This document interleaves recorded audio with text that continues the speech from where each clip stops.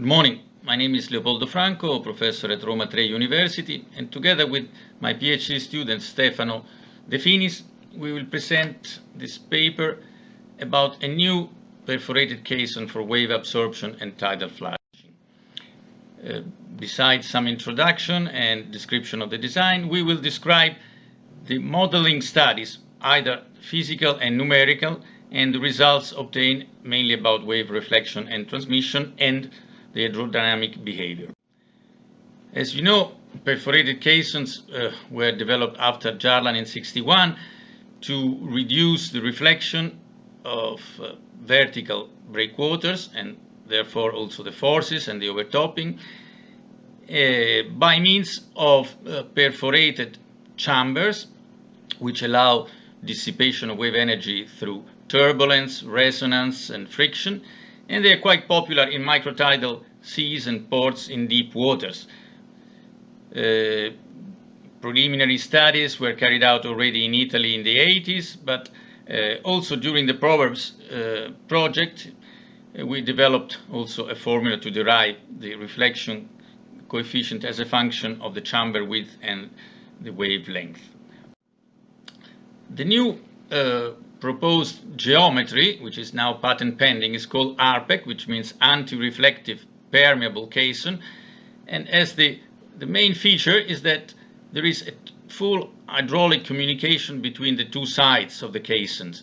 Of course, the inner side has a lower porosity. Here you see specific geometry for an application in Italy where the caisson has 8 cells in 3 rows. But the main point is that the perforations in the internal cells are not in the same line. They're alternate, staggered. Therefore, the wave and the flow of water has to follow quite a labyrinthic path to dissipate energy and go on the other side. The physical model was carried out in our laboratory Flume in the Roma Tre University, which is equipped with active wave absorption system provided by Aalborg University. The Flume, as you can see, is 20 meters, and the model was in scale 1/35 in Plexiga and was placed right in the middle of the Flume in order to better control the wave transmission behind the caisson, which is of course affected by the reflection at the end of the flume. In this picture you can also see the green pipes, which are the air vents which allow the air to escape from the outer chamber. Here we describe the geometries which were tested in both physical and numerical models. In the first one, the walls were all closed, so it's a fully plain vertical wall. In the second, the back windows are fully open. In the third, they are 50% open, and in the fourth, they are fully closed. So in the end, the porosity of the outer wall is about 10% and is constant, while the porosity of the back wall reduces and it's quite lower. And I think now it's time to give the word to Stefano for the numerical model and the analysis of the results.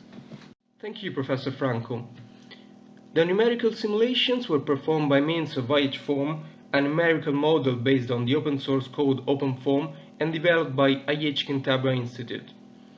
IHForm solves the 3D Reynolds average Navier-Stokes equations, the RANS, for 2 incompressible phases, water and air. Different models can be used to describe the turbulent processes, such as laminar flow, K epsilon, K omega, or K omega SST. The free surface elevation is tracked by using the VOF method, the volume of fluid method, in which the volume fraction alpha identifies wet, dry, or surface cells, and it is calculated from an advection equation. The ARPEC model and part of the flume were numerically reproduced in IHForm. The numerical flume has the same height and width as the laboratory one, but it is shorter in order to reduce computational costs. The structure is placed at 6 meters from the wave generation border, and 5 numerical gauges are located in the same position as the laboratory ones. Active absorption is set at both right and left border, and a quite refined mesh is used. An example of velocity field is shown below. 82 laboratory tests were carried out. 8 tests with plain vertical wall with regular waves, and 3 series of 24 tests, 1 for regular waves with h equals to 1.5 meters in prototype, 1 for regular waves with h equals to 2 meters, and 1 for random waves with hm0 equals to 1.5 meters. In every single series, 8 tests, with period from 4 to 11 seconds, are performed for each of the 3 back windows configuration. Finally, 2 dumb break tests are performed for open and 50% open back windows. As concerns the numerical simulations, 37 tests are carried out. 8 regular waves tests on plain vertical wall, and 24 tests for regular waves with h equals to 1.5 meters, varying back porosity of course. 5 further dumb break tests are performed varying the level increase delta H. All these tests are aimed at reproducing moderate wave conditions in order to have no overtopping influence in the transmitted wave. Here, the results on wave reflection coefficient CR are shown. Circles represent the laboratory results, while diamonds the numerical ones. The different colors identify the 4 geometrical configurations. Firstly, it can be observed how all the plain vertical wall results in gray for both physical and numerical model are very close to 1 as it would be expected. Then, for all 3 cases, it is clear how the reflection coefficient varies with period and peak period, but no significant difference among the 3 geometrical configurations of back openings can be seen. Also, the comparison between left and middle panels suggests no influence of the wave height in the reflection coefficient. Furthermore, middle panel shows the good agreement between numerical and physical results.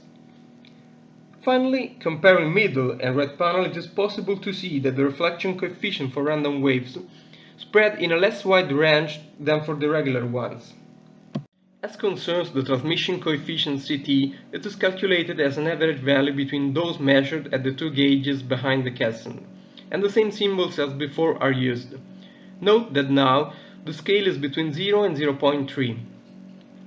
It is clear from the figures that the reduction of the back porosity implies a decrease of CT, and for the case of closed back windows it is obviously equal to 0. Then, even in this case, no relevant difference between h equals to 1.5 meters and h equals to 2 meters for regular waves is encountered. Furthermore, left and middle panels show that for the case of regular waves, the transmission coefficient doesn't strictly depend on wave period. On the other hand, for the random waves, an evident increasing trend with peak period can be observed. Once again, numerical results look satisfactory.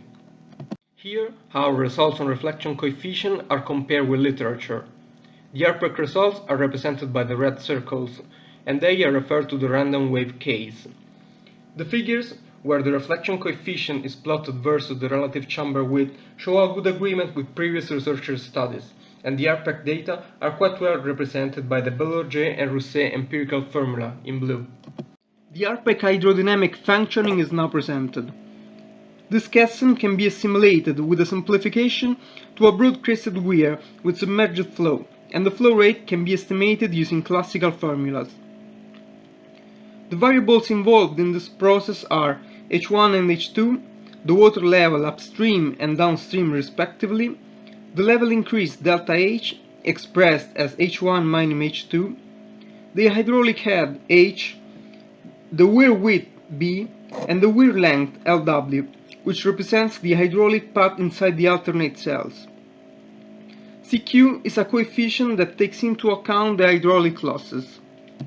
2 dumb break tests were carried out in laboratory, one for fully open and one for 50% open back windows.